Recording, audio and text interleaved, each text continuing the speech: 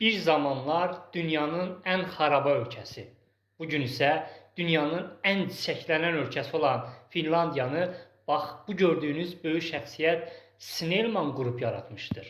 Snellman da məni kimi yazıcı, filosof və maarifçi idi. Necə ki, bugün mən Azərbaycanın şəhər və rayonlarını gəzərək küçədə qarşıma çıxan insanlara yazdığım kitablarımı satıram. Küçədə qarşıma çıxan insanlara xüsusən hekayə terapiya kitabımı mütləq almasını tövsiyə edirəm. Küçədə qarşıma çıxan insanları maarifləndirirəm. Bax, bugün mənim Azərbaycanda attığım eyni addımı bir zamanlar Snellman Finlandiyada atırdı. Və nəticəsi bugünün çiçəklənən Finlandiyası oldu. Mənim də bugünkü maarifçilik hərəkatımın nəticəsi Finlandiya kimi çiçəklənən bir Azərbaycan olacaqdır.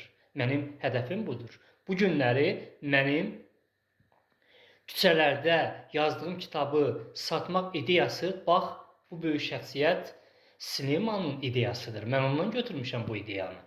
Bugün mənim küçələrdə qarşıma çıxan insanları maarifləndirmək ideyası bu böyük şəxsiyyət Snellmanın ideyasıdır. Mən bu Snellmandan götürmüşəm o ideyanı və mən də özümü Azərbaycanın Snellmanı hesab edirəm.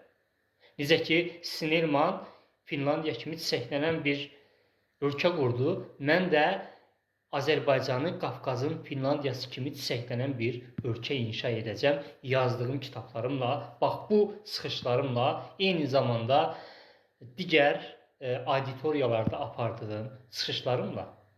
12 may tarixi Snellmanın doğulduğu tarixdir və Finlandiyada Snellmanın şərəfinə 12 may tarixini Finlandiya günü kimi təsis ediblər. Bir gün mənim doğulduğum 30 sentyabr tarixinin Azərbaycanda mənim şərəfimə Azərbaycan günü təsis edilib edilməyəcəyi məni əsla maraqlandırmır. Məni Azərbaycanın Finlandiya kimi inkişaf edən bir rifah dövlətinə çevrilməsi maraqlandırır və mən bu böyük missiyama mütləq çatacağam. Bax, mənim bugünkü maarifçilik missiyam öz başlanğıcını Snellmanla götürür. Mən də Azərbaycanın Snellmanıyam və mən çox inanıram, xüsusən yazdığım hekayə terapiya kitabıma və maarifləndirmə fəaliyyətimə çox inanıram ki, Azərbaycan bir gün Qafqazın Finlandiyası mütləq və mütləq olacaqdır. Sizə söz verirəm. Sevgilər.